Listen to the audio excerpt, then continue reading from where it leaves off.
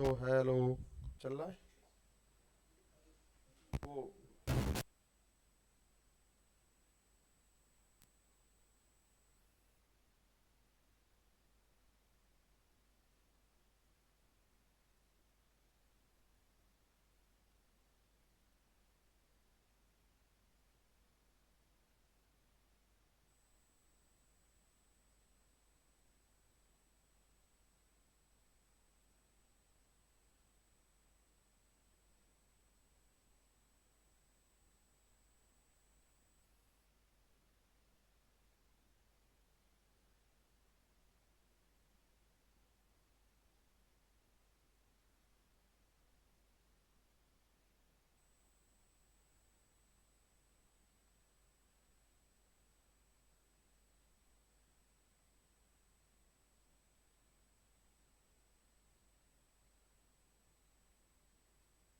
जय हिंद सैटेलाइट्स, जय हिंद आप सभी को भी।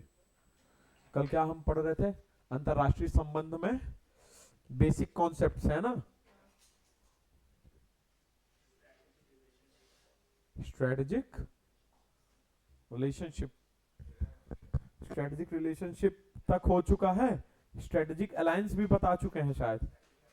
स्ट्रेटेजिक अलायंस भी बता चुके हैं। आज सोच रहे हैं तुम लोगों को पार्टी दे दें। अरे क्या, अरे यार पार्टी के नाम पे तो सबको खुश होना चाहिए।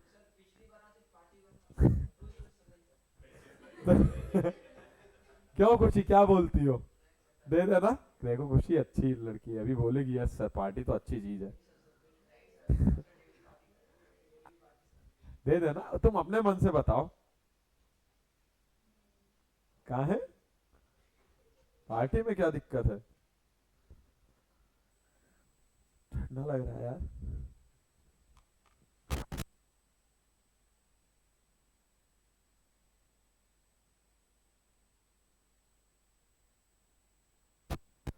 चलो, कहाँ पे थे बताओगे जरा।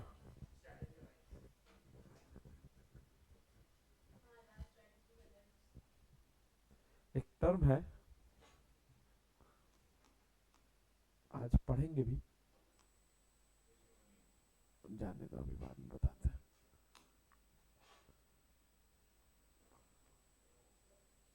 अभी बताते हैं।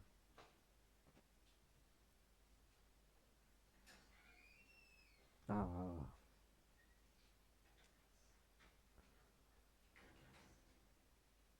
कहाँ पे थे लास्ट टर्म बताओ भैया, क्या था?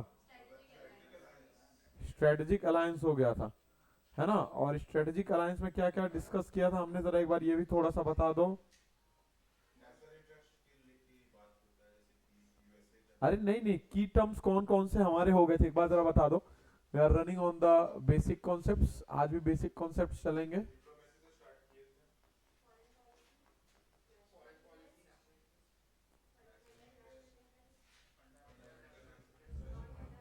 अरे भैया, एक भी मैं लिख नहीं पाया। पहला क्या टर्म हमने डिस्कस किया था? डिप्लोमेसी। ठीक है, डिप्लोमेसी डिस्कस किया था। डिप्लोमेसी के बाद,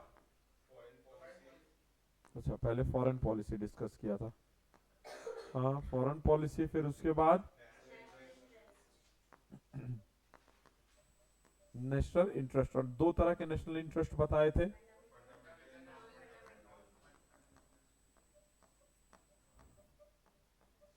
फंडामेंटल नेशनल इंटरेस्ट और non fundamental national interest. Fundamental और non fundamental national interest.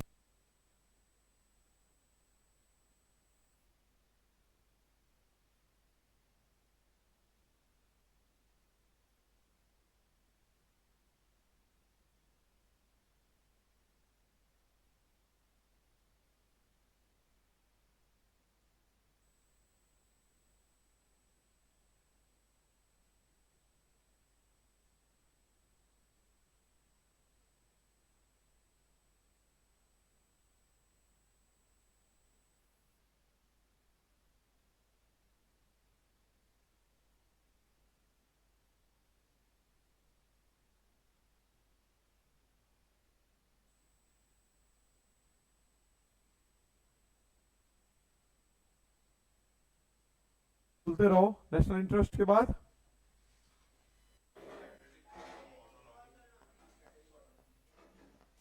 Strategic autonomy, strategic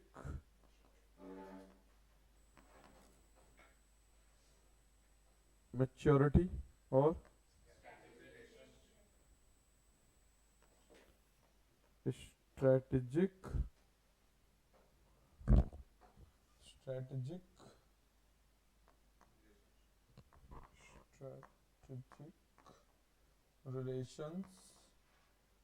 strategic relationship और इसके बाद हमने यहाँ तक डिस्कस कर लिया था और आगे डिस्कस किया था स्ट्रेटेजिक अलायंस, है ना। इतना हमने डिस्कस कर लिया था। यहाँ तक सब पढ़ के आए हो? मुझे तो पूरा भरोसा है पढ़े नहीं होंगे, फिर भी एक बार पूछ ले रहा हूँ, पूरा कर देते हैं क्या?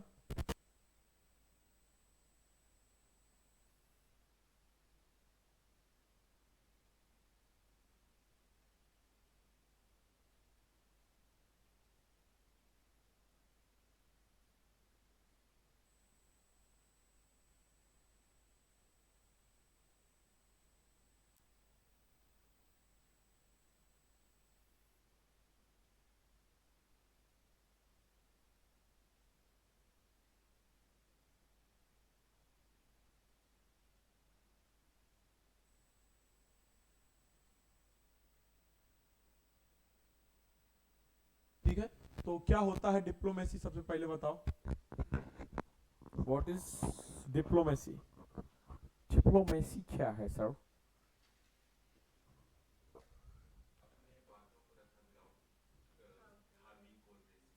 है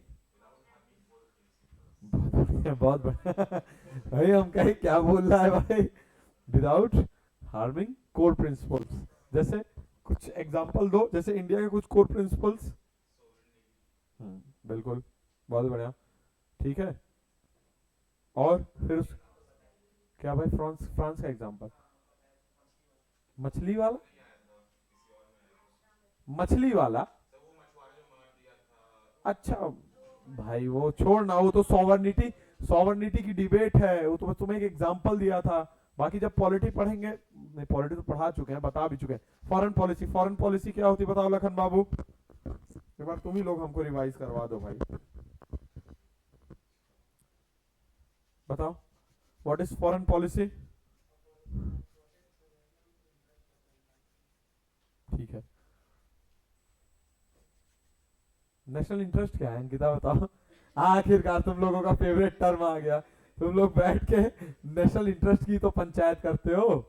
कुछ नेशनल इंटरेस्ट की बातें होंगी, बताओ नेशनल इंटरेस्ट क्या होता है? Which provides a nation its goal, values and objectives. Goals या वैल्यूज एंड ऑब्जेक्टिव्स क्या हो सकते हैं शिवम?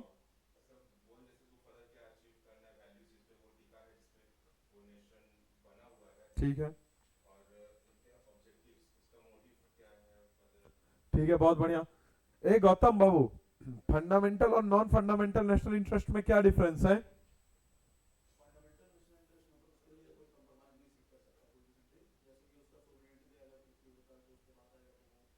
ठीक है,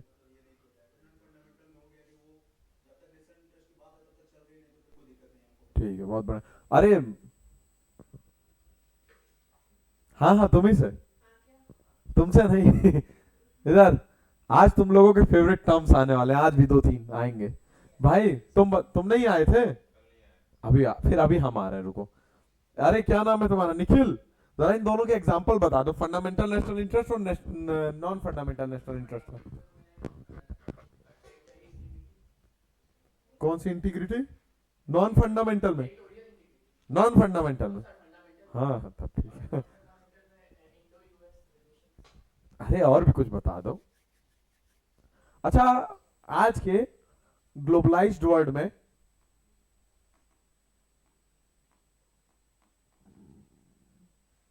ए सृजन तुम बताओ, क्या कोई भी 100% क्या? अच्छा, इंडिया सॉवरिन है?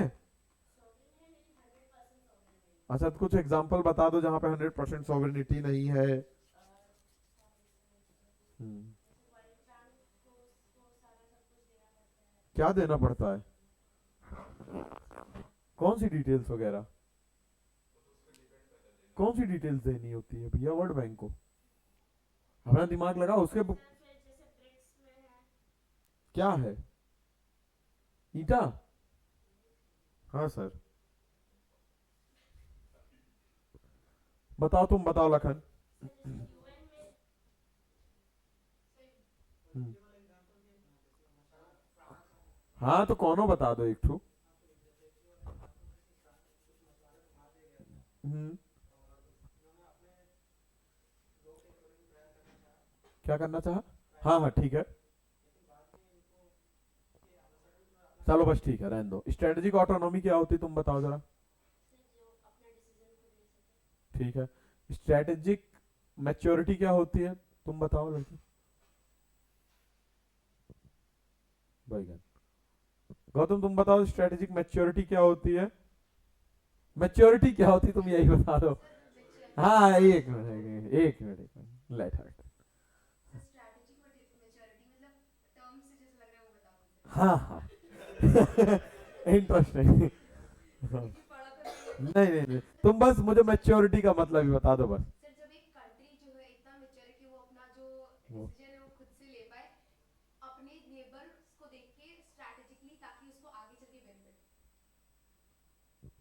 वेरी गुड, आप तारीफ की पात्र हैं। ठीक है।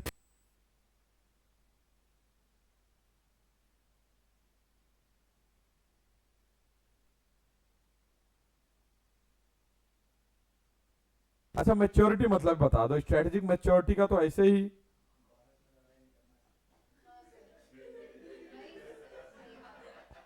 क्या? क्या हुआ? अच्छा।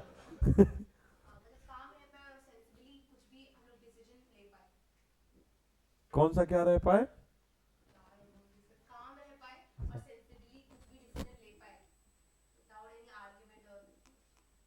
ये बोल रहे हो? अच्छा। हाँ भाई बता स्ट्रेटेजिक में।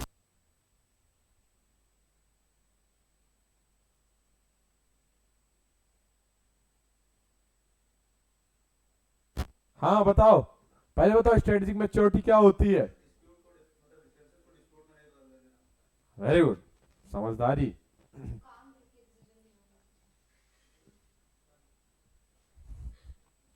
बहुत बढ़िया।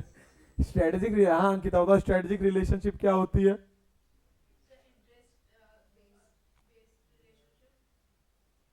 इंटरेस्ट बेस्ड रिलेशनशिप, ये कैसी रिलेशनशिप होती है?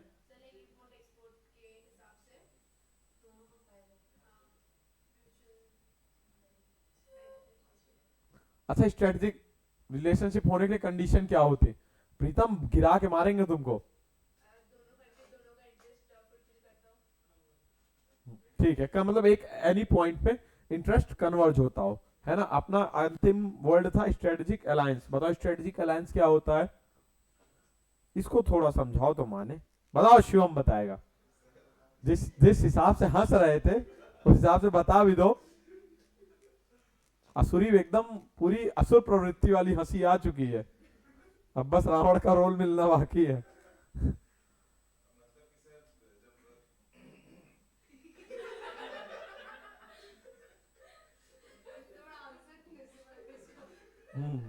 बताओ क्या होता है?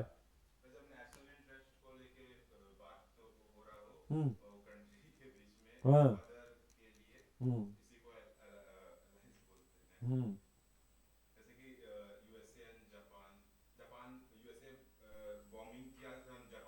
अच्छा। बता तो रहे हैं, भगवान राम ने रावण के नाभि में बाण मारा था। तुम्हारे भाई सीधा खोपड़ी में मारेंगे। ठीक है। चलो, तुम महानता का काम करते हो ना। अब दो टर्म है अपने सामने। एक है जियो पॉलिटिक्स, दूसरा है जियो स्ट्रेटेजिक या जियो स्ट्रेटेजी लिखेंगे। ठीक है, और तीसरा है जियो इकोनॉमिक्स। क्या समझते हो इससे? जियो पॉलिटिक्स क्या है, जियो स्ट्रेटजिक क्या है, और जियो इकोनॉमिक्स क्या है? बताओ भाई तीनों। और सुने होगे भाई, पिछले 2-4 साल से तैयारी कर रहे हो, या एक पंचवर्षीय योजना बीत चुकी है, तो ये सारे वर्ड्स तो सुनते ही आए होगे।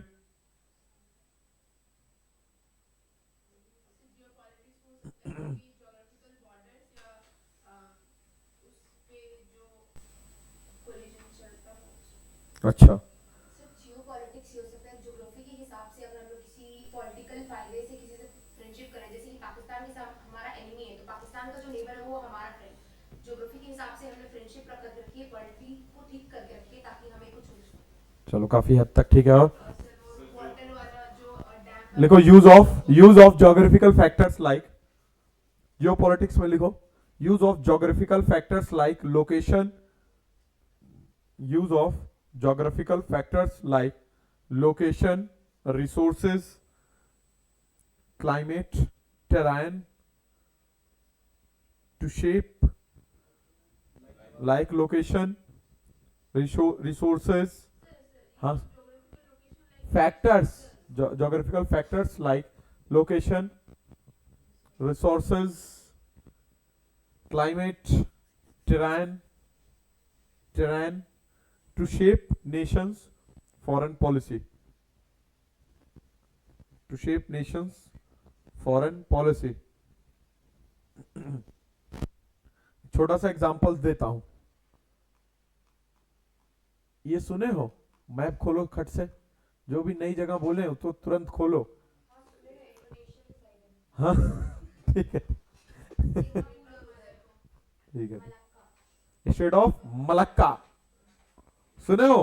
एक एग्जांपल देता हूं, स्टेट ऑफ मलक्का। अब जैसे मैं बोल रहा हूं कि that state of Malacca is both geopolitically, Jio strategically and Jio economically important. South eastern Asia निकालो उसमें अच्छे से। Page number 76, south eastern Asia. Map कहाँ है? रुको अभी तुम लोग को बता, चारों के पास नहीं है, अभी रुको अभी बता रहे, रुकना थोड़ा। सैटेलाइट्स मैप कहाँ है पहले ही बताओ।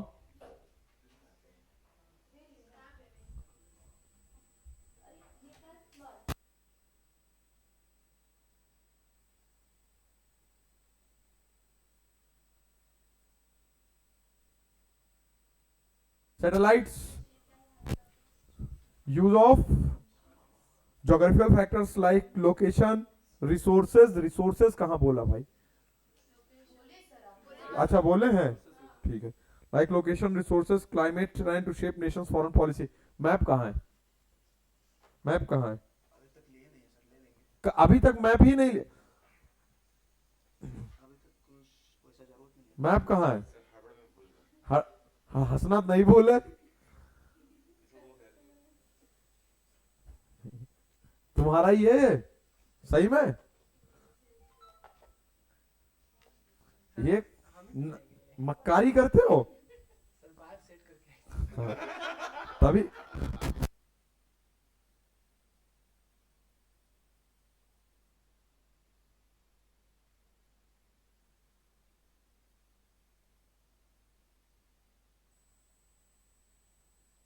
अगर कल से मैप नहीं दिखा, देखो स्टेट ऑफ मलक्का ये यहां दिख रहा होगा, है ना?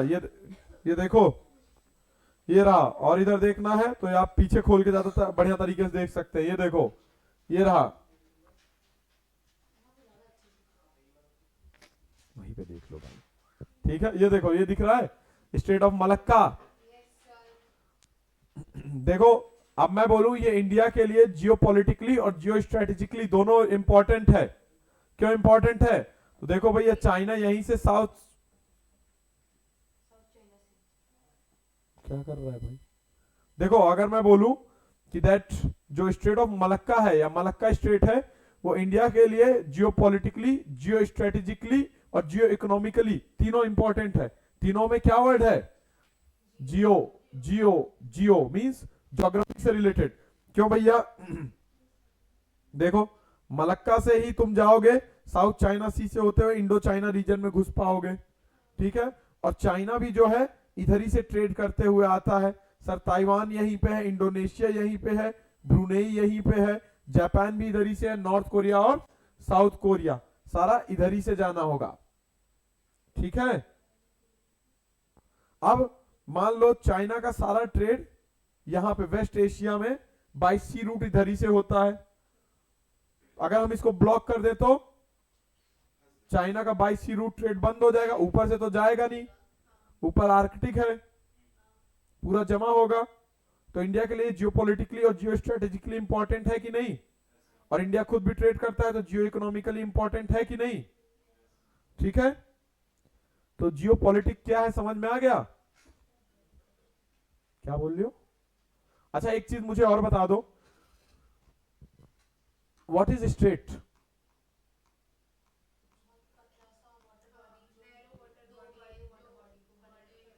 जो दो वाटर बॉडी को कनेक्ट करता है और दो लैंड बॉडीज को अलग करता है, ठीक है। अब मैं पूछूं किन दो लैंड बॉडीज को अलग कर रहा है तो वो भी मुझे बताओ। अच्छा, सुमात्रा किसका हिस्सा है? बहुत बढ़िया। सुमात्रा से किसको अलग कर रहा है? किसको अलग कर रहा है? मलेशिया को।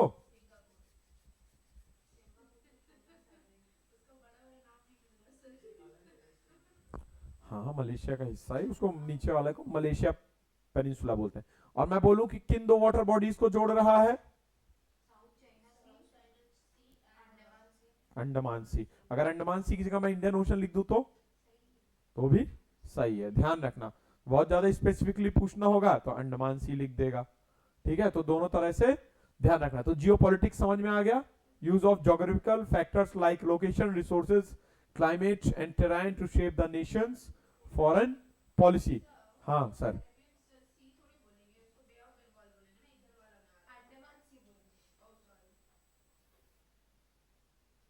जियो स्ट्रेटेजी। जियो स्ट्रेटेजी क्या है अब जरा बताओ। अब जियो पॉलिटिक्स को बता दो, जैसे कि हाँ हाँ हाँ हाँ हाँ, तो ठीक है, ये तो तुम बता रही जियो स्ट्रेटेजिकली। जियो स्ट्रेटेजी है क्या? अरे हे भाई, आराम से यार लिखो।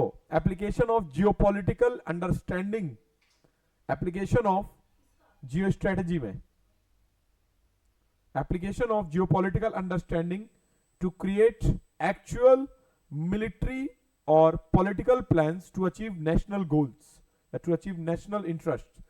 एप्लीकेशन ऑफ जियोपॉलिटिकल अंडरस्टैंडिंग यानी कि जो आपने जियोपॉलिटिकल अंडरस्टैंडिंग डेवलप की है उसी को अप्लाई करना किसके लिए? नेशनल इंटरेस्ट को अचीव करने के लिए। That is geo strategy, application of that geopolitical understanding to create actual military और political plans to achieve national interest, to achieve national interest.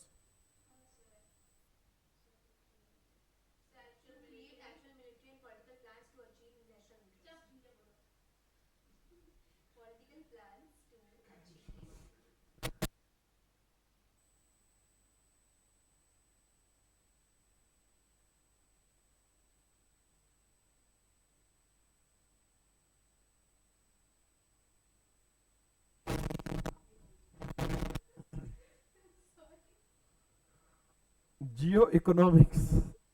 हाँ सर बोलो सर। किसी भी ज्योग्राफिकल रिसोर्सेस को और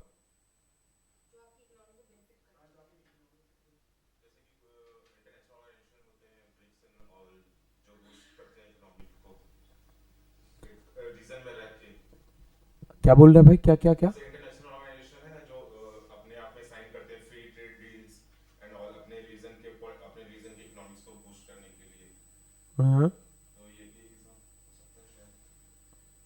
अच्छा, क्या स्टेट ऑफ मलक्का को हम जियो इकोनॉमिकली यूज कर सकते हैं? बिल्कुल इस्तेमाल कर सकते हैं। अगर हम ब्लॉक कर दें चाबहार पोर्ट बन रहा था ना, वो भी तो तीनों जो टर्म है वो एक दूसरे से इंटरलिंक्ड है, बहुत माइन्यूट तरीके से आपस में जो है डिफरेंट रखते हैं, ठीक है। जियोपॉलिटिकल अंडरस्टैंडिंग का एप्लीकेशन ही जियो स्ट्रेटेजी है। इन दोनों को मिला के पढ़ोगे तभी जियो इकोनॉमिक कंप्लीट होगा। जहां पे आपका जियोपॉलिटिकल इंटरेस्ट है वहां पे आपका जियो स्ट्रेटेजिक और जियो इकोनॉमिक इंटरेस्ट होगा ही होगा, लगभग लगभग लगभग, ठीक है। तो लिख लो study and practice of using economic tools, the study and practice of using economic tools. अच्छा, क्या इकोनॉमिक टूल्स हो सकते हैं? क्या इकोनॉमिक टूल्स हो सकते हैं? Like trade, investment, sanctions, technology control to achieve geopolitical goals. The study and practice of using economic tools like trade, investment, sanctions, technological control to achieve geopolitical goals.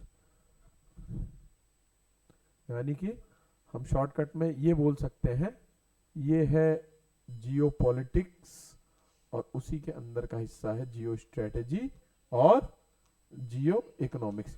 इन दोनों का use हमें करना है किसको achieve करने के लिए? जियोपॉलिटिकल इंटरेस्ट को अचीव करने के लिए, ठीक है। यानी कि जियो स्ट्रेटेजी और जियोपॉलिटिक्स, जियो इकोनॉमिक्स का यूज हमें करना है किसके लिए? जियोपॉलिटिकल इंटरेस्ट को अचीव करने के लिए,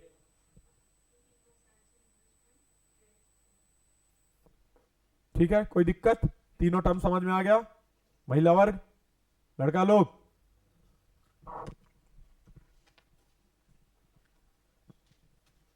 अगला टर्म है सॉफ्ट पावर। हाँ, यस, सॉफ्ट पावर हेडिंग डालो।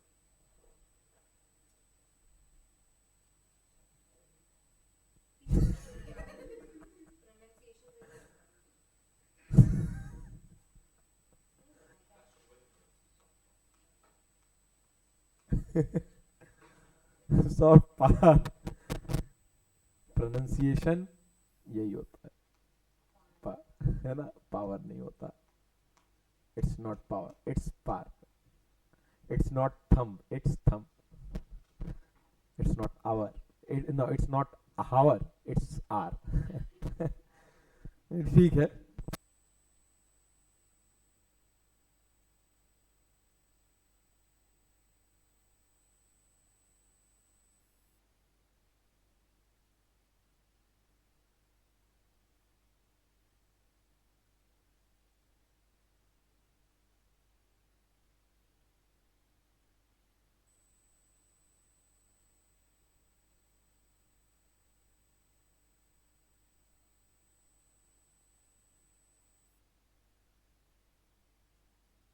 ठीक है, सॉफ्ट पावर क्या होता है भैया? सॉफ्ट पावर क्या होता है? क्या होता है सॉफ्ट पावर? ये सारे टर्म्स है जो तुम सुनते रहते हो। बिना डायरेक्टली बोले उसका प्रेजेंस है तो उसके डर से कुछ और कुछ भी कर रहा है, मतलब मुझे खुद नहीं समझ रहा है। तो बेसिकली डिप्लोमेसी को बोल सकते हैं soft power, without using military किसी चीज को अचीव करना। सॉफ्ट पावर क्या होता है? रशिया का अगर एग्जांपल लेके तो वो डायरेक्टली किसी चीज में इन्वॉल्व नहीं हो रहा है, हाँ, लेकिन फिर भी डरा के रख रहा है, रेड हैंड जो भी है उसका उससे। और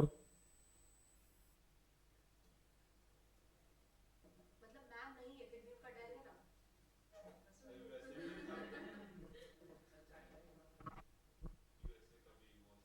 देखो, ability to influence others without using force और coercion, ability to influence others without using force और कोerसन, COERCION। सैटेलाइट्स, आपको कोई प्रॉब्लम हो तो कमेंट कीजिएगा। कोerसन मतलब जोर जबरदस्ती। Ability to influence others without using force और coercion is called soft power, is called soft power.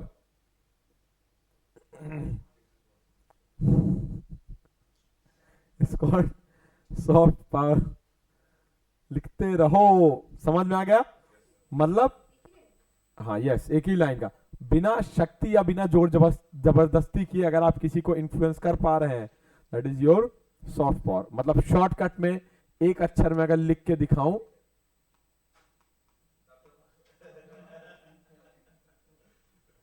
अब दबदबा तो है। एग्जाम्पल एग्जाम्पल एग्जाम्पल में जैसे मैं मध्यकालीन भारत का इतिहास पढ़ा रहा था तो मैंने तुम्हें गाजी मलिक का एग्जाम्पल दिया था। इतना खतरनाक आदमी हुआ करता था।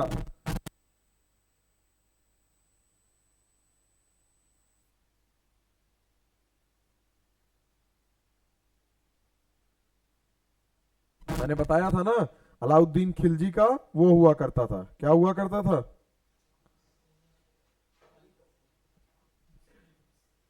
अलाउद्दीन खिलजी का जनरल हुआ करता था, है ना। और इतना खतरनाक आदमी था, यही बाद में चल के बना था गयासुद्दीन तुगलक।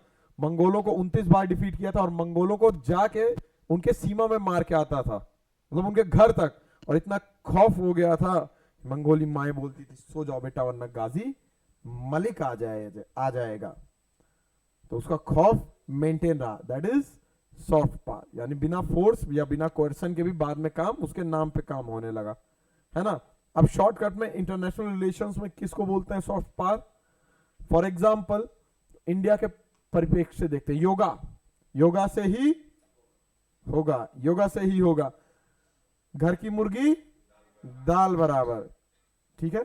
अब इंडिया में लोग योग ध्यान इन सब चीजों का कोई वैल्यू ही नहीं करते।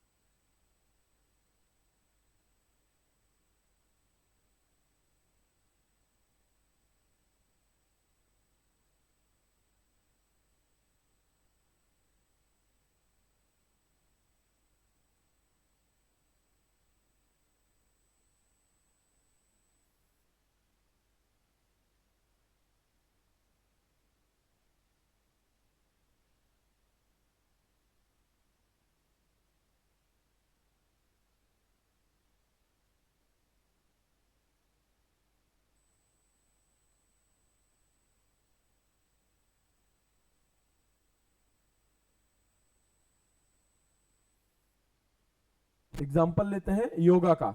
योगा इंडिया में कोई वैल्यू नहीं, इंडिया में कोई फ्री में भी सिखाएगा तो लोग नहीं जाएंगे, है ना। बट अब तुम एज अ योगा इंस्ट्रक्टर आप अमेरिका में हैं, आपको फीस मिलेगी $1000।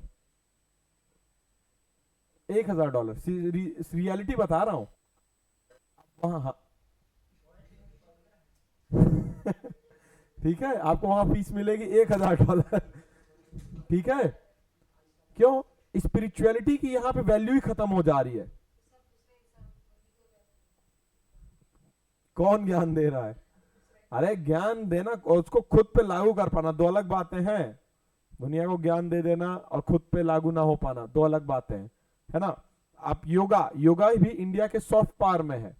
इंडिया का ट्रेडिशन एंड कल्चर ये भी इंडिया की सॉफ्ट पावर है। देखो जब भी फॉरेनर्स आते हैं, अभी तुम मथुरा या वृंदावन जाओ या कहीं भी गोवर्धन वगैरह चले जाओ, तो वहां की तुम जो फॉरेनर्स आए रहेंगे वो देखो कि साड़ी पहन के टहलती हैं, और जो इंडियंस होंगे वो जीन्स पहन के टहलेंगे। तो ये भी इंडिया के सॉफ्ट पावर्स में से एक है। बॉलीवुड पिक्चर बना के दिखा दिए। और क्या हो सकता है एग्जाम्पल में?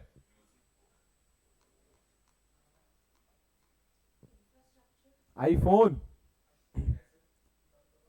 अब दबदबा तो है। मेरे भाई का फोन परसों टूट गया, उसने कहा फोन चाहिए, मैंने कहा ले लो। अब हमें क्या पता था उनको आईफोन चाहिए। IPhone is a status of symbol, अरे is a symbol of status. Don't क्या था भाई? डोंट लिमिट योर क्रॉस, है ना। इसलिए iPhone is a status of is a symbol of status.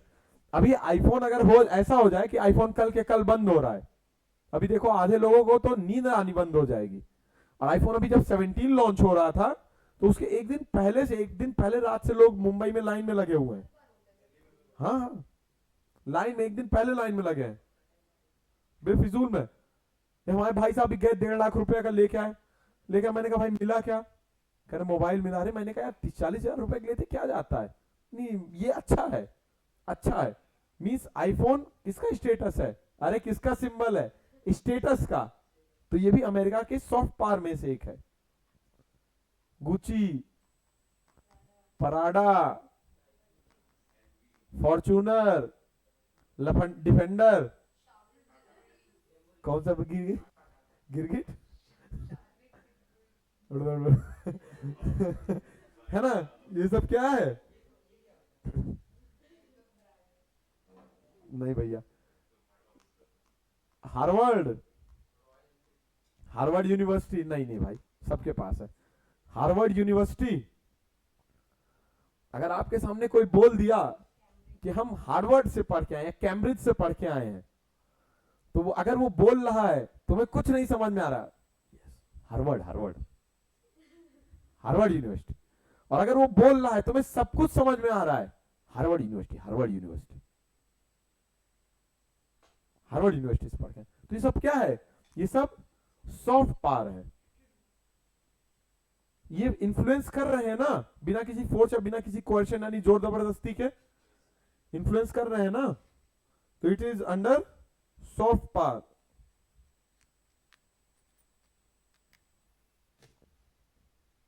समझ में आ गया? दबदबा तो है बट बिना किसी जोर जबरदस्ती के, राजा भैया। ठीक है, अगला हार्ड पावर।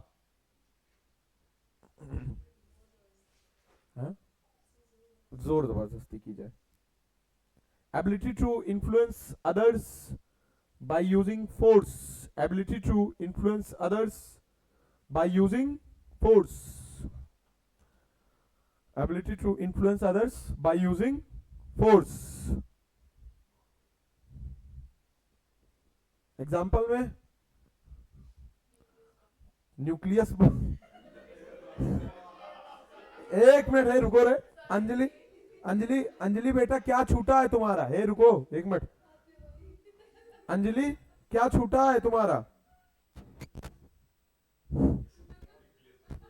अंजलि क्या छूट गया बेटा? एक बार करो ना, मैं रिपीट कर देता हूं। Ability to influence others by using force is called hard power.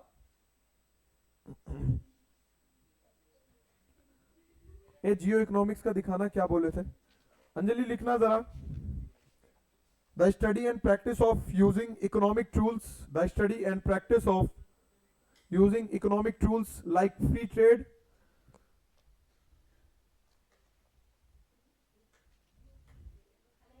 Like free trade नहीं है, sorry, the study and practice of using economic tools like trade, sanctions, sensations लिख के बैठी है। कौन सी सेंसेशन भैया? सैंक्शंस क्या लिख के बैठी हो तुम? दिमाग बराबर है कि नहीं? Study and practice of using economic tools, trade, sanctions, investment to achieve geopolitical goals.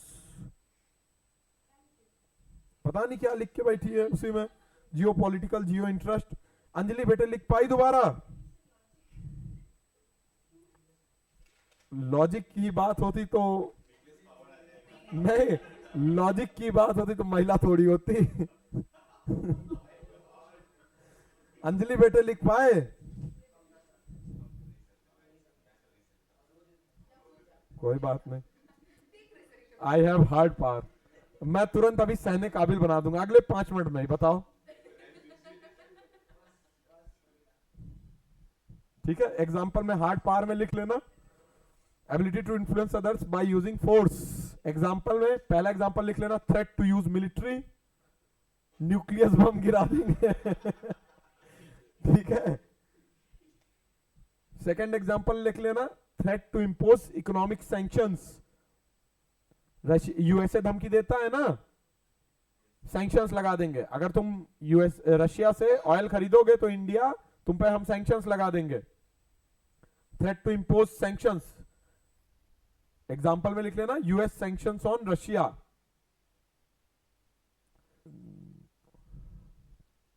US sanctions on Russia.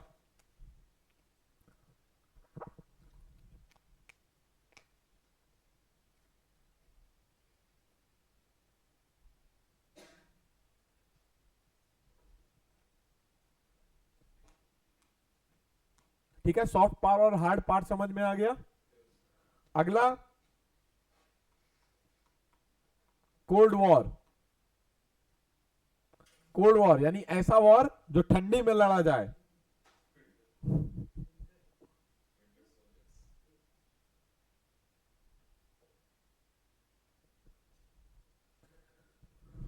Cold war क्या होता है?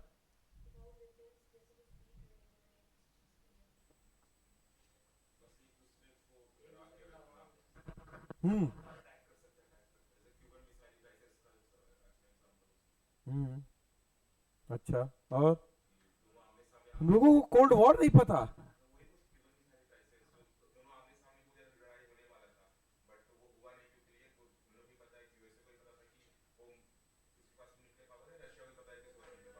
तो हुआ नहीं तो वो कोल्ड वॉर हो गई।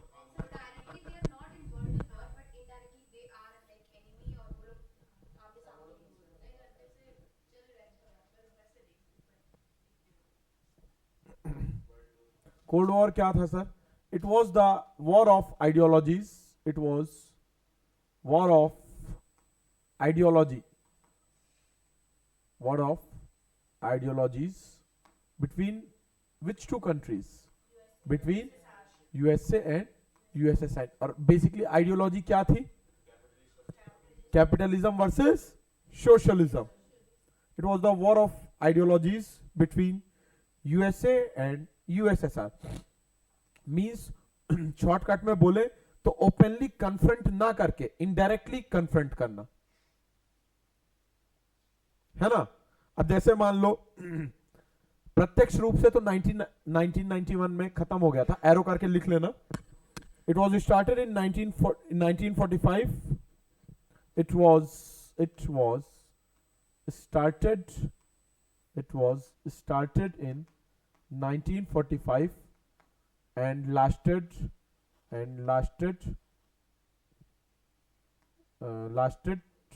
till 1991। और 1991 में ऐसा क्या हुआ जिससे बंद हो गया?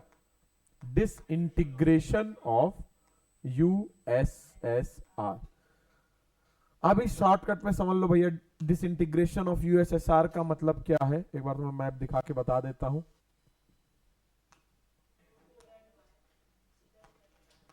यानी रशिया और उसके साथ की जो 15 कंट्रीज थी वो मिलके बनाते थे यूएसएसआर। ये देख रहे हो पूरा यूरोप, दैट इज यूएसएसआर। 1991 में डिसइंटीग्रेट हो गया और रशिया अलग हो गया। बाकी पूरा disintegration of USSR world history का टॉपिक है, ठीक है। It was started in 1945 and lasted till 1991 until the disintegration of USSR. तो सर अब सामने प्रत्यक्ष रूप से नहीं लड़ते थे तो कैसे लड़ते थे, कोई बताना चाहेगा? अभी मुझे एक करंट का एग्जांपल देके बता दो। अभी भी आइडियोलॉजिकल डिफरेंसेस तो है ही और इनडायरेक्ट वॉर तो है ही यूएसए और रशिया में। बताओ। सैंक्शन लगा दिए तो ऑयल वगैरह बंद हो जाएगा, ठीक है। कि अगर आप लोग कंट्रीज, दूसरे कंट्रीज, नेबरिंग कंट्रीज अगर ऑयल लेंगे तो आप लोग पे भी हम लोग फिर सैंक्शन लगाएंगे। तो इससे क्या होगा कि रशिया का इकोनॉमी थोड़ा कम हो जाएगा। तो ये कोल्ड वॉर की सिचुएशन, मतलब जहां पे लोग रिसोर्सेज, इकोनॉमी, इन सब के ऊपर टारगेट करेंगे। अच्छा, और इंडिया के कॉन्टेक्स्ट में देखें तो अभी हम लोग वो बोल रहे थे ना, इंडस वाटर ट्रीटी वाला। हाँ तो वो हम लोग एक ऐसा चीज पे वॉर कर रहे हैं जैसे जो इसके रिसोर्सेज को वीक बनाए, उसको वीक बनाए। शॉर्टकट में अभी क्या चल रहा है? Russia versus Ukraine. यूक्रेन में कौन बैठे हैं? जेलेंस्की। कपिल शर्मा को देखा है? शॉर्टकट में ये वही है। प्रेजेंट में जेलेंस्की मतलब कपिल शर्मा। खुद को इनकी तो दम ही नहीं, इनसे पहली बात लड़ पाए। और इनको भड़काया जा रहा है पीछे से। चलो रे, मालिक पीछे है, चलो लड़ो लड़ो, मालिक पीछे है। मालिक कौन? यूएसए। यूएसए पैसा पहुंचा रहा है, यूरोप के कंट्रीज को भी बोल रहा है मदद करो यूक्रेन की, और ये पगला लड़ रहे हैं। It's a type of a cold war. ठीक है, मीन शॉर्टकट में डायरेक्टली ना लड़के इनडायरेक्टली प्रोवोक कर रहा है, लड़ो। और सबको पता है बहरहाल। ठीक है, कोई दिक्कत? कोल्ड वॉर समझ में आ गया?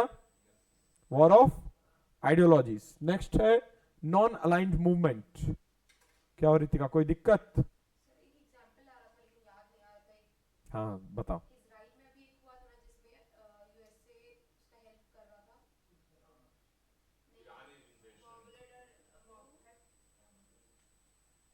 पता नहीं।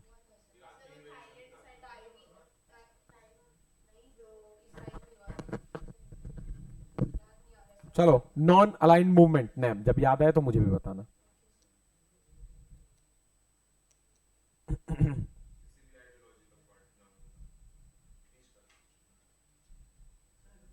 हम्म, हम्म,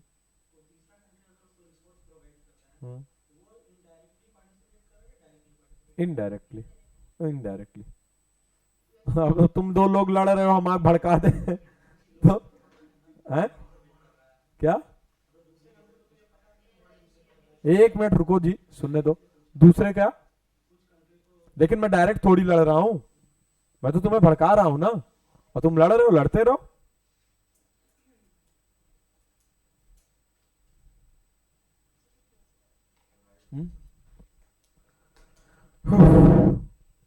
conflicts of ideologies without weapon. अरे वाह अंजलि, ग्रेट। चलो, नॉन अलाइंड मूवमेंट ये क्या है? नैम।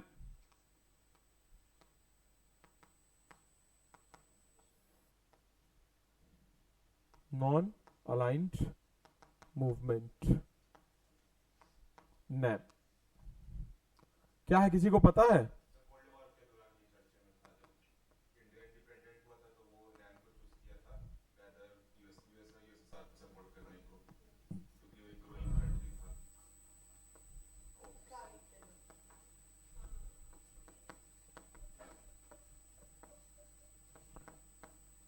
वर्ल्ड वॉर 2 के बाद जो दुनिया थी वो दो पावर ब्लॉक्स में बट गई थी, यूएसए एंड यूएसएसआर। शॉर्टकट में बोले तो कैपिटलिस्ट वर्सेस सोशलिस्ट। और इसी टाइम पीरियड पे जो भी कंट्रीज एशिया, अफ्रीका और लैटिन अमेरिका की आजाद हो रही थी, वो क्या चाहती थी? वो चाहती थी कि सर हम दोनों से ना जुड़े, और समझदारी यही है, हम दोनों से ना जुड़े और दोनों से फायदा उठाएं। They want both economical and technological assistances from both side. तो उन्होंने क्या किया? एक नया मूवमेंट शुरू किया, नॉन अलाइंड मूवमेंट, यानी कि हम दोनों के साथ नहीं रहेंगे। यानी कि भारत ने भी क्या किया? कैपिटलिस्ट मॉडल अपनाया कि सोशलिस्ट मॉडल अपनाया? कौन सा मॉडल अपनाया? दोनों को मिक्स करके अपनाया। ठीक है, तो ये भी एक एग्जांपल हुआ कैसा? नॉन अलाइनमेंट का। ठीक है, तो न्यूली इंडिपेंडेंट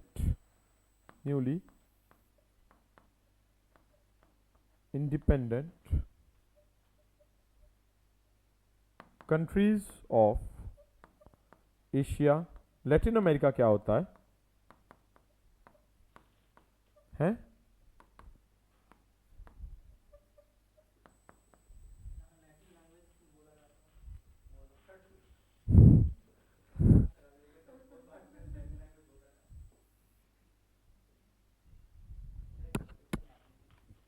नॉर्थ इंडिया क्या होता है? जहां पे हिंदी बोला जाता है ना?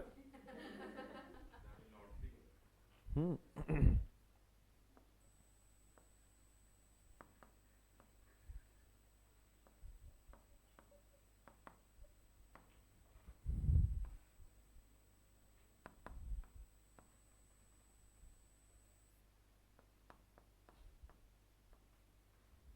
कोई चिल्ला रहा है क्या? राहुल सर है क्या? शुभम भाई, both of the power blocks. ठीक है, newly independent countries of Asia, Africa and Latin America do not want to join both power blocks, so they started non-alignment, या non-aligned movement. Why they started? Because अभी नए नए आज़ाद हैं और समझदारी क्या है? समझदारी क्या है? जहाँ से मिले वहीं से लो, तुमसे मिले तुमसे, तुमसे मिले तुमसे, तुमसे मिले तुमसे, जहाँ से मिले वहीं खाते पीते रहो. ठीक है, because they all wanted both economical,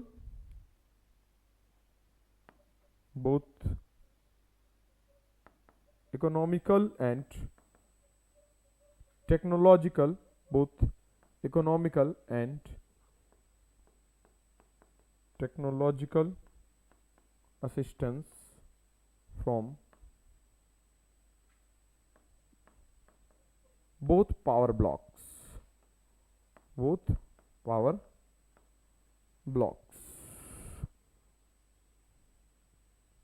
ठीक है, समझ में आ गया? ये यूज होते रहेंगे ये टर्म्स. बाकी नॉन अलाइन मूवमेंट के बारे में ज्यादा बेहतरीन तरीके से हम पढ़ेंगे पोस्ट इंडिपेंडेंस हिस्ट्री में. कौन बोला कल?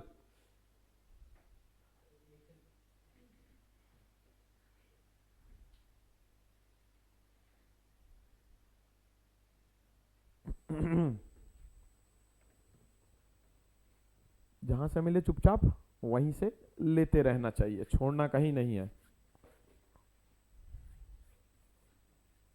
प्यार बांटने की चीज है, बांटते रहना चाहिए.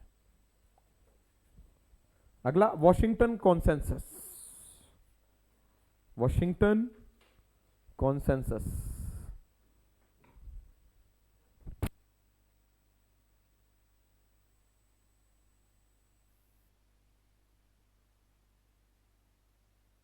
वॉशिंगटन कॉन्सेंसस क्या है? वॉशिंगटन कॉन्सेंसस लिखना. After the end of cold war,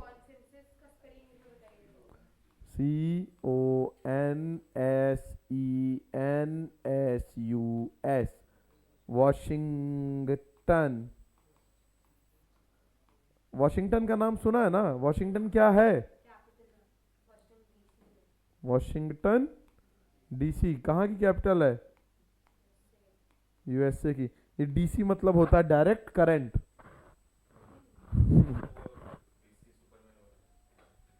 DC का मतलब क्या होता है यहाँ पे? District of Columbia. Washington DC मतलब होता है, यहाँ पे डीसी का मतलब है district of Columbia. Direct current नहीं है. लिखो, after the end of cold war a consensus cold war a consensus was developed by Twin Bretton Woods institutions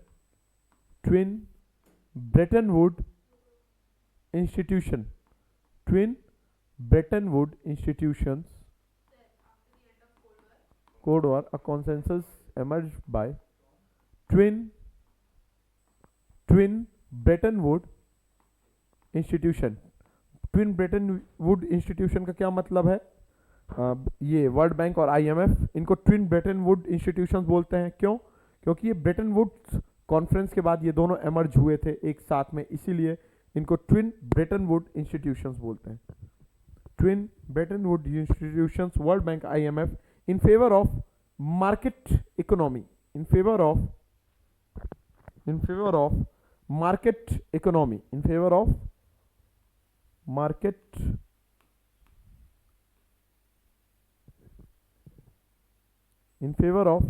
market economy. Full stop. किसका फोन बज रहा है भाई?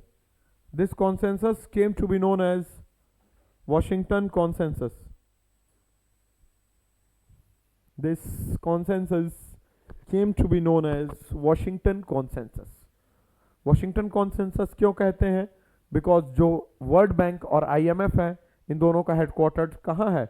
वॉशिंगटन DC में. इस वजह से इसका नाम पड़ा वॉशिंगटन कॉन्सेंसस. और वर्ल्ड बैंक और IMF को ट्विन ब्रेटन वुड इंस्टीट्यूशन क्यों कहते हैं? बिकॉज इन दोनों का फॉर्मेशन हुआ था आफ्टर ब्रेटन वुड्स कॉन्फ्रेंस. क्या? हाँ हाँ हाँ, बता रहा हूँ बता रहा हूँ बता रहा हूँ बता रहा हूँ। लिख लिया? After the end of cold war a consensus was developed by twin Bretton Woods institutions, World Bank and IMF, in the favor of market economy. This consensus came to be known as Washington Consensus. यहाँ पे समझने वाला सिर्फ एक ही चीज है, that is market economy. Russia कैसा था? सोशलिस्ट। यूएसए कैसा था? कैपिटलिस्ट। तो ये दोनों चाहते थे, ये चाहता था मार्केट हमारे हिसाब से चले, ये चाहता था मार्केट हमारे हिसाब से चले। ब्रेटन वुड कॉन्फ्रेंस के बाद वर्ल्ड के सबसे बड़े फाइनेंशियल इंस्टीट्यूशंस में से उभर के आए वर्ल्ड बैंक और आईएमएफ। दोनों का हेडक्वार्टर कहाँ? Washington DC. यूएसए में है तो दबाव या दबदबा किसका होगा? यूएसए का। तो ये जो वॉशिंगटन में मीटिंग हुई और यहीं से ये फैसला निकल के आया कि जो वर्ल्ड है वो मार्केट इकोनॉमी के बेसिस पे चलेगा। मार्केट इकोनॉमी को शॉर्टकट में और सिंपल शब्दों में हम बोले दैट इज कैपिटलिज्म। मींस जहां पे सप्लाई और डिमांड कौन डिसाइड करेगा? Private individuals. सोशलिज्म में सप्लाई और डिमांड कौन डिसाइड करता है? गवर्नमेंट। ठीक है, तो वहां पे कॉन्सेंसस निकल के आया that world will be driven by market economy, that is shortcut में बोले कैपिटलिज्म। जहां पे सप्लाई और डिमांड कौन कंट्रोल करता है सर? Private individuals. ठीक है, समझ में आ गया? देवी जी आपको आगे और कोई दिक्कत? अगला लिखो हाइफेनेशन। हाँ, हाइफेनेशन। हाइफेनेशन क्या होता है? ये नहीं सुने होगे जहां तक उम्मीद है।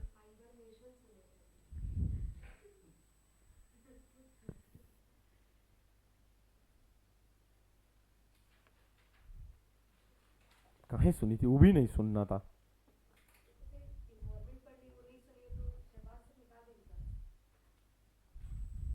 क्या होता है हाइबरनेशन, यही बता दो, फिर हम बताते हैं हाइफेनेशन। हाइबरनेशन होता क्या है? सिर्फ कोल्ड वेदर में? अच्छा अच्छा अच्छा, सॉरी सॉरी सॉरी, ठीक।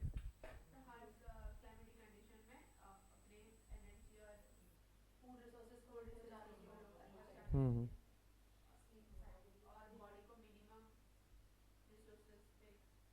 जिंदा रखना। ठीक है, हाइफेनेशन क्या होता है? Basically it is a diplomatic term used to describe the USA's South Asia policy. हाइफेनेशन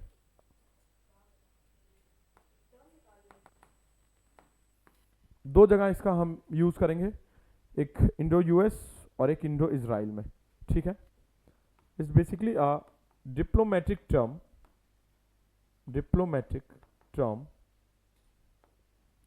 used to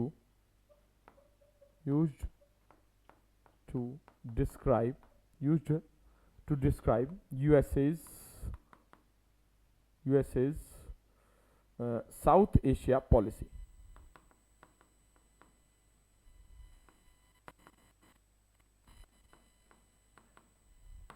And every South Asia policy when made by USA must be viewed from the prism of Pakistan. इसका मतलब क्या हुआ? लिखना, लिखो लिखो, arrow करके नीचे लिखो, put a downward facing arrow and please write any US foreign policy with respect to South Asia, any foreign policy used earlier, यहां पे लिख लेना एक word earlier, any foreign policy with respect to South Asia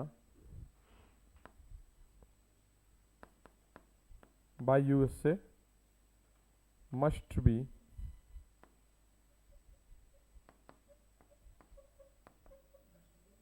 viewed from prism of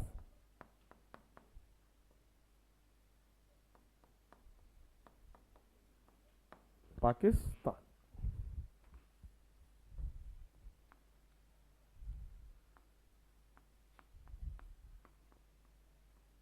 Earlier, Pakistan was a very close ally to India.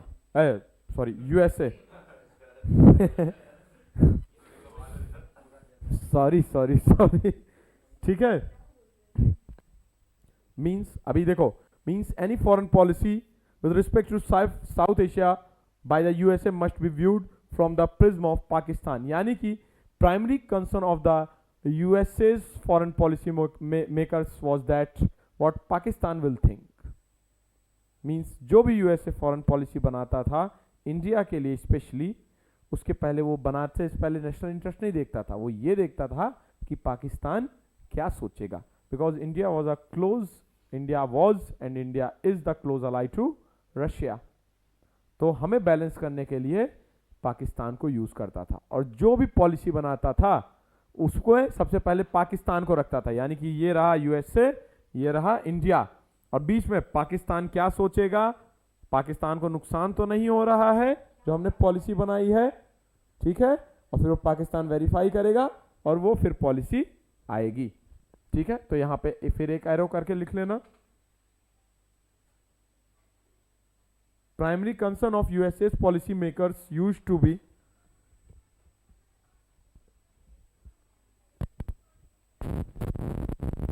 primary concern of USA's foreign policy makers is that how Pakistan is going to react.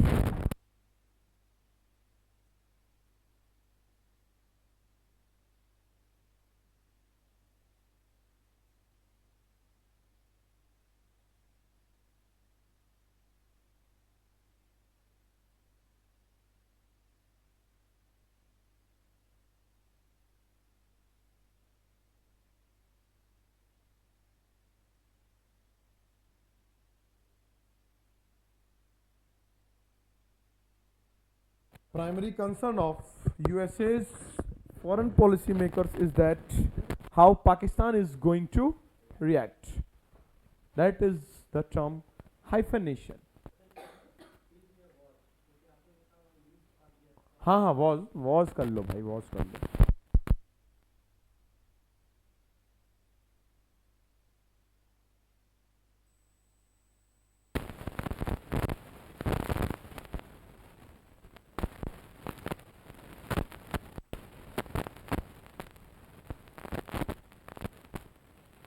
The fundamental factor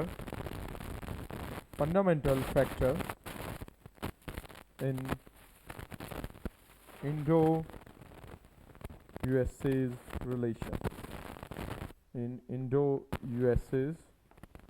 relations, and same was in the condition with Indo-Israel relations with respect to Palestine. हाँ अभी बता रहे हैं, चलिए बना लीजिए.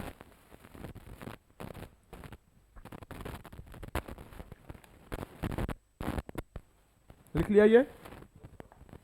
Same condition थी sir Indo Israel relation में, और वहां पे प्रिज्म में किसको रखा जाता था, बाकी डिटेल में जब इंडो इजराइल पढ़ेंगे तब.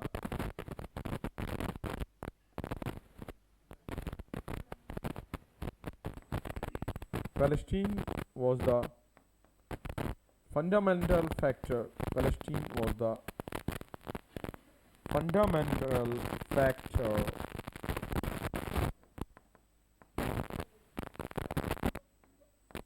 in Indo-Israel relationship. Huh?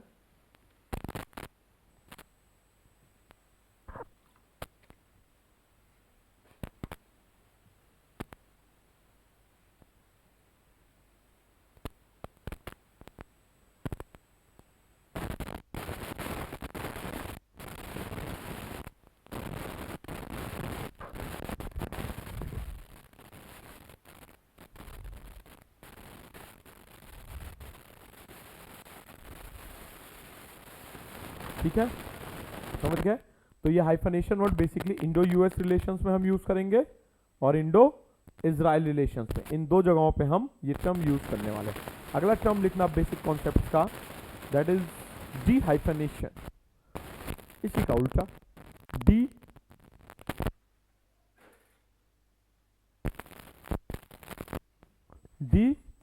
hyphenation, D hyphenation.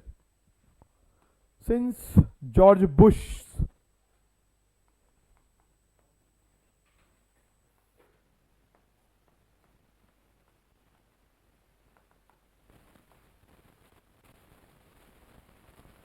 Means जब से जॉर्ज बुश प्रेसिडेंट बने, since George Bush administration, henceforth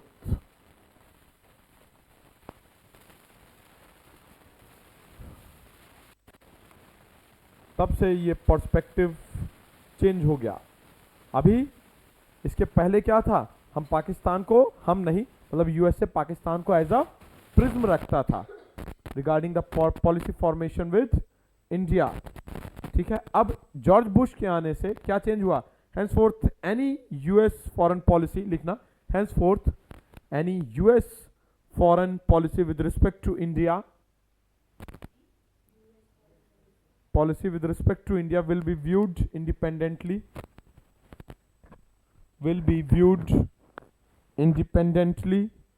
on the basis of objective consideration, will be viewed independently on the basis of objective consideration। इसके पहले subjective consideration होता था, पाकिस्तान क्या सोचेगा, on the basis of objective consideration and USA's national interest, and USA's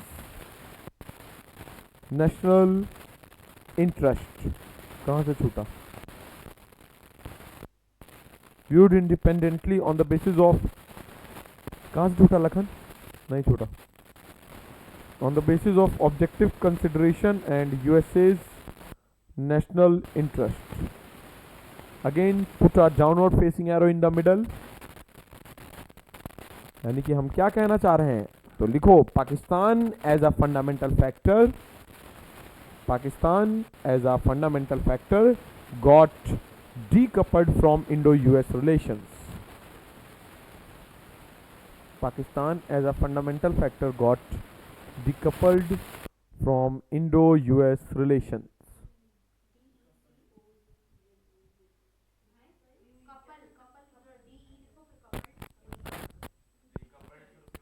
from Indo-US relations,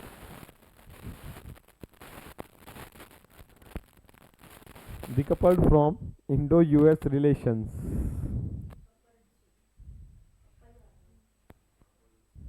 ठीक है, समझ गए, इसे डी हाइफनेशन को डी कपलिंग वर्ड भी दिया जाता है नाम, ठीक है। तो हाइफनेशन और डी हाइफनेशन समझ में आ गया। सेम इंडिया के केस वाला भी लिख लो, पैरा चेंज करके, since 2017 India's foreign policy with respect to Israel got completely transformed. Since 2017, India's foreign policy with respect to Israel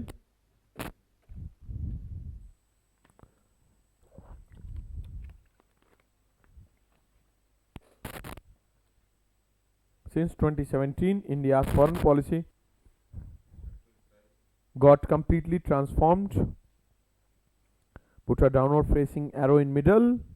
Now it is based on, now put a downward facing arrow in middle, now it is based on objective considerations and India's national interest। पहले हम भी कैसा consideration करते थे, subjective consideration, means Palestine को prism में रख के हम सोचते थे ना, objective consideration and India's national interest.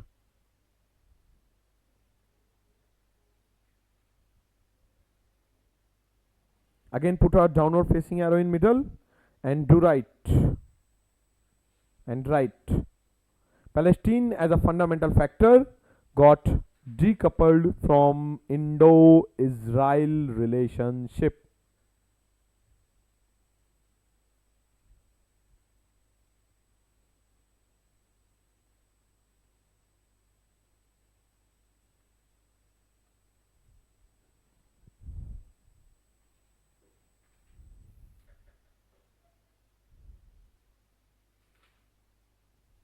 Palestine as a fundamental factor got decoupled from Indo-Israel relationship. Anjali बेटा लिख पा रहे हो, कोई दिक्कत? अंजलि प्लीज बेटा कमेंट करो एक बार.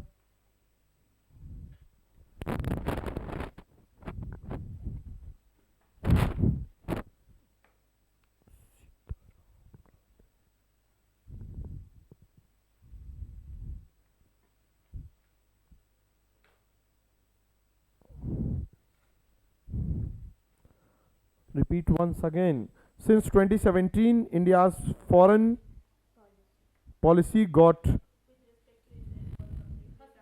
Since 2017, India's foreign policy with respect to Israel got completely transformed. And उसके बाद एक downward facing arrow लगाना बीच में, लिखना now it is based on the objective consideration and India's national interest. Since 2017, India's foreign policy with respect to Israel got completely transformed. Put a downward facing arrow in middle. Now it is based on. ये क्या लिखती हो तुम? हम बोल नहीं पा रहे, तुम लिख नहीं पा रही हो.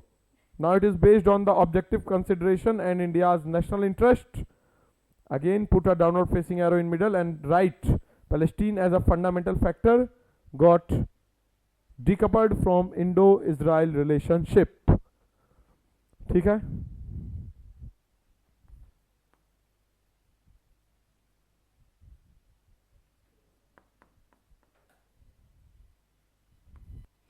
Hegemonic power. Hegemonic power. What is hegemonic power?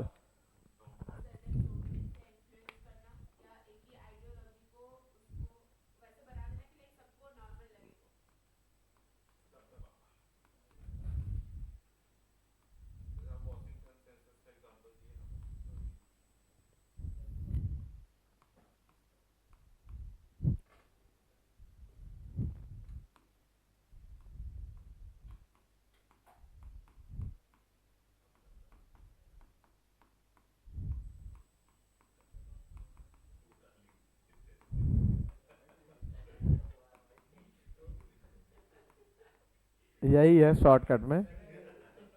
Anand Singh ने ब्रिजभूषण शरण सिंह का ये वक्तव्य है. अब दबदबा तो है, अब दबदबा भगवान ने दे रखा है तो क्या करें. यही है शॉर्टकट में हेजिमनिक पावर. शॉर्टकट में समझ गए? यही लिख लो.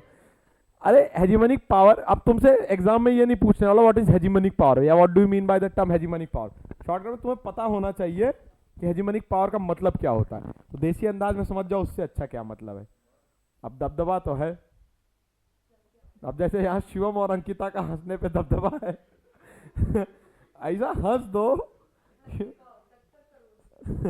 मैं दोनों को वैसा ही. इसकी हंसी सुन के वहां हम और आनंद भाई टेंशन में आ गए. वो देखा, मैं तो लीड लगाए बैठा था. आनंद भाई देखे मैं लीड लगाए बैठा था, वो हमें देख रहे हैं. कह रहे सर सुनिए. हाँ भाई बताइए. कह रहे कुछ नहीं सर सुनिए. ये पता नहीं कैसे तरह. मुझे पहले एक बार लगा अंकिता होगी, फिर थोड़ा ध्यान से सुना. फिर मुझे थोड़ा ध्यान से सुना, पता लगा शिवम है. कोई बात नहीं, साथ रहते रहते असर तो आया ही होगा. थोड़ा थोड़ा नहीं, पूरा आ गया है. और हमसे लग रहा है एक हाथ आगे ही निकल गया है. ठीक है, लिखो hegemonic power, the dominance of one country. International relations में हेजिमनिक पावर का क्या मतलब है? The dominance of one country over others.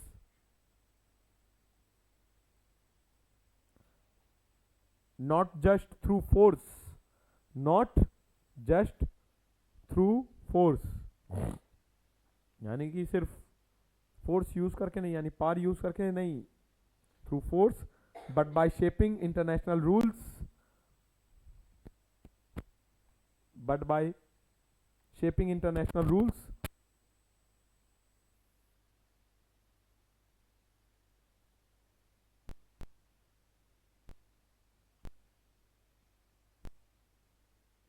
Power मतलब सिर्फ फोर्स नहीं, बिना मार काट किए नहीं. एक बार अगर कायदे से नहीं.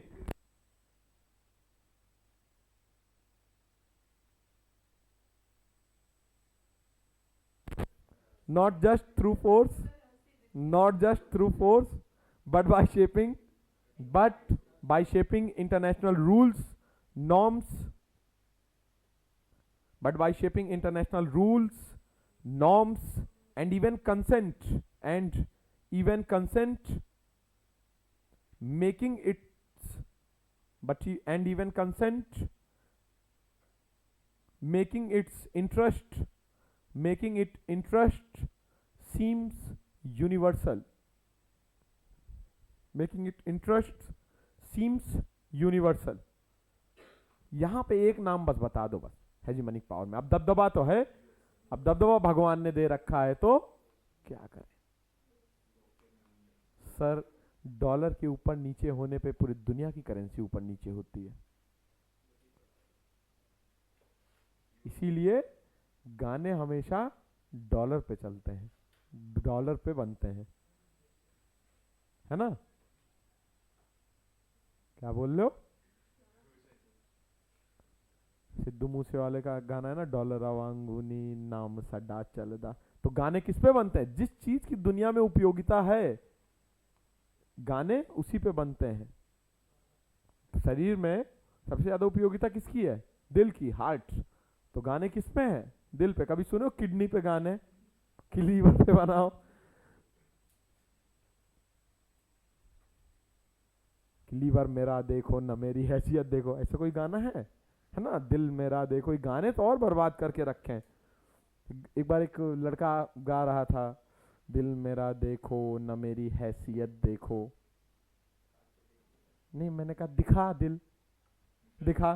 करा सर आप बदतमीजी कर रहे हैं। अरे तो बदतमीजी कहाँ है कि तो तुम ही गा रहे हो, दिल मेरा देखो न मेरी हैसियत, दिखा दिल निकाल के। दिल मेरा देखो ना मेरी हैसियत देखो, कभी तो खैरियत पूछो, ऐसी कुछ गाना है ना, कभी तो कैफियत पूछो।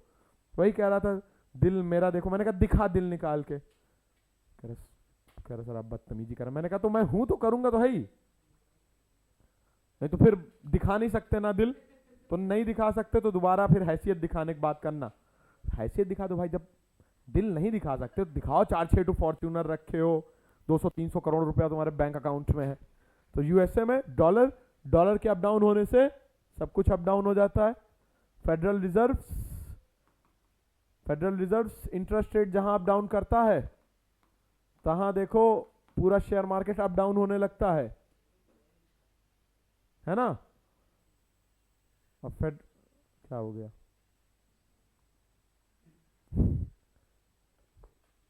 जाने दो, लिख भी नहीं सकता हूं कुछ। ठीक है, तो शॉर्टकट में समझे, हेजिमनिक पावर जिसका शॉर्टकट में दबदबा है। सैंक्शंस लगाने का काम शुरुआत कौन करता है? सैंक्शंस का काम शुरुआत कौन करता है? यही। इसके पास कोई भी प्रॉब्लम होती है तो इसको ग्लोबल प्रॉब्लम बना देता है। इसके बाद और सेकंड में एग्जांपल तुम ले सकते हो यूरोप का। यूरोप, अजय शंकर साहब का एक वक्तव्य भी था, उन्होंने एक स्टेटमेंट भी दिया था। यूरोप को ऐसा क्यों लगता है कि उसकी प्रॉब्लम दुनिया की प्रॉब्लम है और दुनिया की प्रॉब्लम उसकी प्रॉब्लम नहीं है? तो ये भी यूरोप का दबदबा दिखाता है ना? ये तुम्हारे बेसिक कॉन्सेप्ट्स हुए कंप्लीट। ठीक है, एक दो छोटा सा और है, डिटर्मिनेंट्स ऑफ फॉरेन पॉलिसी वगैरह, वो सब हम लेक्चर के बीच में ही बता देंगे, ऐसे कोई विशेष बताने की जरूरत नहीं है। एक टर्म और होता है, that is smart power.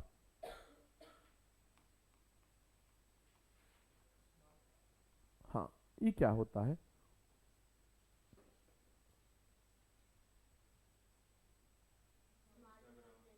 Instagram.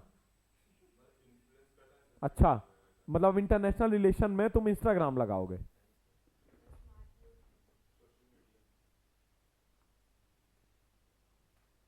Convergence of soft and hard power, that is smart power. ठीक है, ध्यान रखना। ये थे तुम्हारे भैया बेसिक कॉन्सेप्ट्स हुए समाप्त। क्या भाई? हाँ, देखो कोई ऐसा थोड़ी है कि किसी के पास कोई पावर नहीं है। हर एक कंट्री के पास सॉफ्ट पावर भी है, हार्ड पावर भी है, और समझदार हो तो स्मार्ट पावर भी है। मीन्स स्मार्ट पावर में शॉर्टकट में समझ लो, सांप भी मर जाए और लाठी भी ना टूटे, दैट इज स्मार्ट पावर। मेरे पास वो पावर है जो अभी तुम्हें अगर दिखा देंगे तो तुम टेंशन में आ जाओगे। Super power.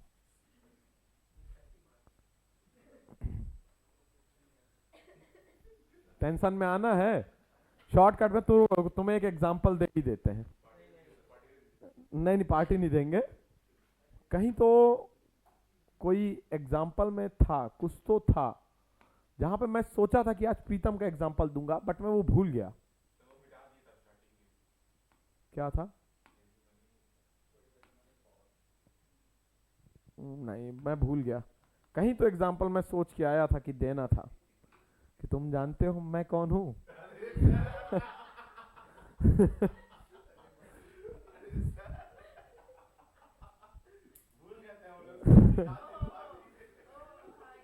ठीक है। एक बोलता है कि तुम्हें पता है मैं कौन हूं, और दूसरा बोलता है तुम्हें पता है।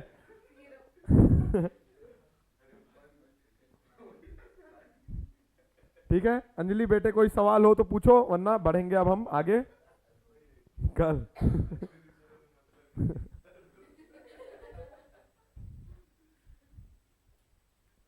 अंजलि बेटे कोई समस्या?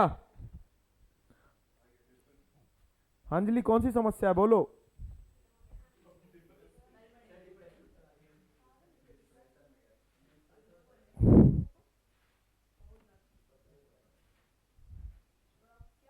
No sir, thank you sir, मिलते हैं, जय हिंद।